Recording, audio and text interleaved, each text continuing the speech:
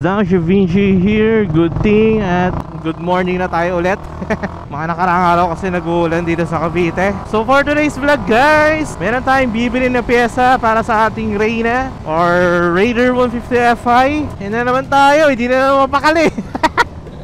Hindi kompleto itong bagong taon ng walang bagong pyesa. But ganun pa man guys, ang bibili natin parts para sa ating Raider 150 Fi is full system muffler. Kung matatandaan nyo last year, way back January 2023, bumili ako ng bagong muffler, which is yung Leo Vinci. So isang taon na rin siyang nakakabit sa aking Raider 150 Fi. Goods naman yung muffler, ganda ng tunog. Lalo na nung pinarimap ko yung ECU ni Reyna na nakatono dun sa Leo Vinci na yun. Kaso, due to adulting, dahil tumatanda na tayo, parang nagsawa na ako sa tunog. Pero to be specific, actually medyo nalalakasan na ako sa tunog niya kahit na may silencer. May mga times din na parang hindi ako kampante gamitin si Reyna kasi nga yung tunog ng muffler is medyo may kalakasan. Kaya I've decided na bumili ng another muffler or another full system muffler na medyo tahimik yung tunog. Actually ito rin si Gigi. Gusto ko na rin palitan to ng muffler kasi sa ngayon siya, GP type na muffler. Basta talaga GP type, medyo malakas ang kanilang tunog. Yung tipong parang chill ride ka lang, pero pag hinarurot mo parang lagi ka nangangarera. Parang ganun. Yun ang lagi ko na-experience sa mga muffler ko. Kaya ngayon, palitan natin ng mas matahimik naman. Sign na tumatanda. De, tsaka isa pang reason guys, may mga times na nahihiya ako magpainit ng motor dun sa may subdivision namin. Kasi ang tahimik lang ng subdivision namin. Ako lang yung bida-bida kapag nagpapainit ako ng motorcycle. Bibilan natin sila ng bagong muffler. Pero unahin ko muna si Reyna. Gawa ng iuwi ko siya sa Bicol. Tsaka paparitsyon ko rin kasi yung ECU nun. Kasi kung napanood nyo na yung last vlog ko, nagkabit kami ng 38mm na throttle body. And itotono ko yung throttle body na yun sa bibilin kong muffler. Medyo mahaba-haba ang ating intro. Pero yan, balitaan ko kayo guys kapag nabili ko na yung muffler na yun, okay? Yeah. 1 hour later. So guys, malapit na nga pala ako dun sa pagbibilang ko ng muffler. Taga dito siya sa Paranaque nga pala, no? Actually, nanggaling na ako dito kahapon. And nakita ko na rin yung muffler. Ang bibilin ko lang dapat talaga is canister lang. Although napakiusapan ko naman yung seller na ako baka pwedeng sukatin muna bago bilhin. So yun, sinukat ko sa aking Raider 150 Fi. Kaso, hindi siya akma para sa setup ko. Since ang plano ko sana, gamitin pa rin yung elbow ng aking Leo Vinci. Kaso, mas malaki pala yung elbow nung Leo Vinci ko compare dun sa muffler or sa canister. Flashback. Ay, hindi daw po pasok. Oo, sayang. Kaya nangyari, hindi ko na nabili. Pinag-isipan ko muna bago ko bilhin. Kaya eto, nakapag-decide na ako na full system na ang bibilin ko kasama yung elbow tsaka headers. Tapos diskarte na lang kung paano ko siya ikakabit sa aking Raider 150 Fi. Bilhin ko lang yung muffler guys, and then balitaan ko kayo kung paano natin madidiskarte yan sa aking Raider 150. Nabili na natin yung muffler, stainless elbow, tapos kalkal na canister. So nagkakalaga to ng 2,800 to 850. Hindi na tayo nakatawad.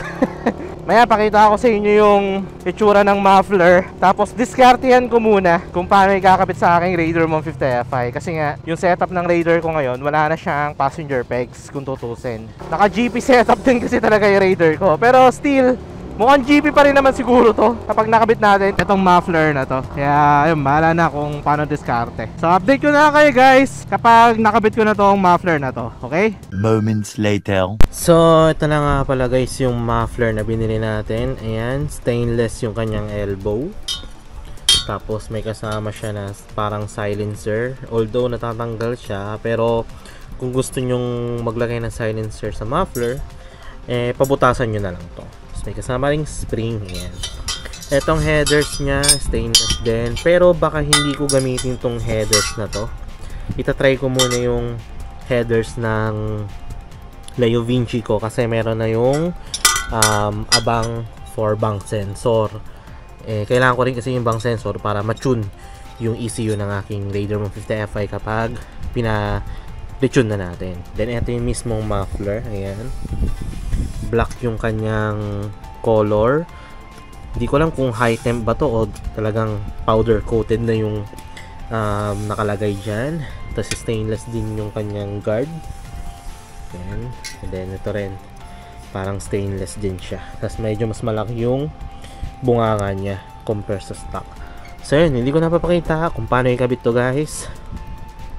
Kaya balitaan ko na lang kayo kapag na-discartean ko na kung paano ikabit tong muffler na to sa aking Raider 150 Fi. You get the idea. So guys, eto na yung ating muffler. Ayan, nakabit na natin. Nagawan ko na siya ng paraan. I'm not sure kung saan made to, pero nakikita ko nga pala to sa Shopee na parang made in Vietnam or Malaysia yata. Tapos, eto yung sinasabi ko sa inyo na parang ginawan ko na lang ng paraan. Kasi hindi na nga ako naka-stock na passenger pegs. At the same time, naka-bracket na lang yung muffler ko nung naka-Leo Vinci ako. Kaya nangyayari, ayan, tingnan nyo yung pagkaka-mounting compare sa Leo Vinci ko. Tapos ito, in-adjust ko to position na itong footrest. Kapag yung dati position, na nangyayari, tumatama tong mismong footrest sa muffler or sa canister. May konting singaw siya sa may headers. I'm not sure kung anong best solution doon, pero tingin ko kailangan pa siyang magawan pa ng paraan. Sana magawan pa natin ng paraan kung paano yan. And then may kita nyo yung welds, parang may titanium something. Nag-iiba yung kulay, nagiging bluish. So, yan yung ginawa kong diskarte para sa muffler ko. Titingnan nyo. Ayan, di ba? Ganyan na lang yung ginawa ko. At eto pa pala. Etong elbow tumatama sa may part ng chassis na to. So, konting adjustment pa kung anong pwedeng gawin. Kung naka-stock foot pegs naman kayo, I think hindi nyo na kailangan mag-adjust ng katulad ng ginawa ko. Kasi yun nga, naka-design yung mounting dati ng aking Raider 150 Fi sa Leo Vinci na muffler. So, yan yung muffler guys.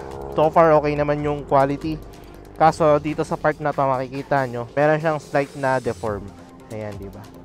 Hindi siya bilog. Kaya, kanina ko na siya nakita nung na-pick up ko na yung item. Minessage ko na rin si sir. Sabi ko may slight deform. Pero, ewan natin kung anong pwedeng solusyon na magagawa dyan. Kaya nyo naman binanood tong vlog na to is para malaman kung kamusta ang kanyang tunog. Stock muffler yung tsura, pero kalkal na yan guys. So ito, bigyan ko kayo ng sound check. Tanggalin ko lang tong aking camera para mas madilig nyo na maayos. Ano na to, muffler na to. So ito guys, sound check ng muffler na to na nakakalkal na stock muffler kung tutusin. Let's go.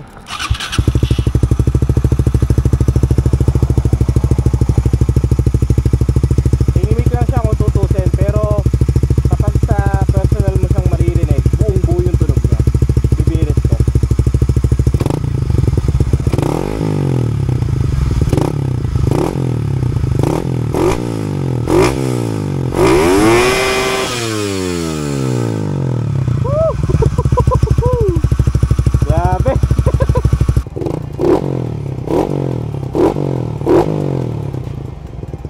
so, yan yung ating muffler guys. Kalkal muffler. Ito naman yung kanyang sound check kapag nag-flyby.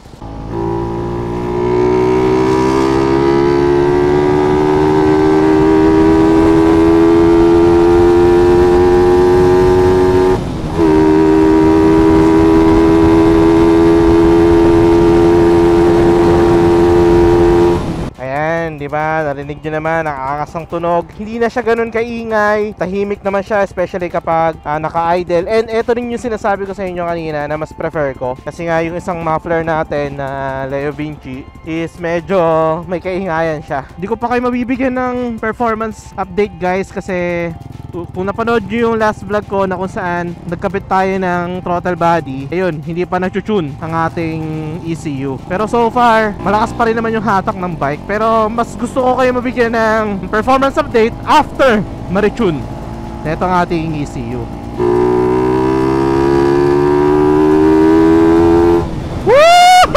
Woo! So yan guys, ang aking New Year, new muffler. Ngayon 2024, hindi na tayo maingay. Sakto na lang yung kanyang tunog. Hindi na ganun kalakas, pero may dating, diba? Yan ang target natin ngayon 2024. Dahil sa ating adulting stage. Yung GTR ko, baka bilang ko rin ng power pipe yon. Kasi nga yung nakakabit ng muffler doon is medyo naiingayan na rin ako. Kaya sana, one of these days, mabilan natin ng power pipe si Gigi. Para kahit pa paano, di ganun kaingay. At the same time, may dating yung kanyang performance, yung kanyang tunog. So ayun guys, kung interested kayo bumili ng ganitong klaseng muffler, nandiyan sa description box yung link ng pwede nyo mapagbilhan, na pwede nyo makontak. And if ever man nabibili kayo guys, hingin na lang din ng favor na sabihin nyo sa seller na nakita nyo yung vlog ko, kaya kayo mapapabili, parang ganun. Yan, again, nagkakalaga to ng 2,850, 51mm na elbow, stainless elbow, tapos nakakalkal na canister. Ito ko na natapusin ang vlog. Maraming salamat sa pag-nood, sa pag-like, sa pag-share. Maraming salamat sa pag-comment. You all know the drill. Ride safe. Peace out. Ayos to. Ayos na ayos to pang vehicle ride. Excited na ako, matune to. Let's go.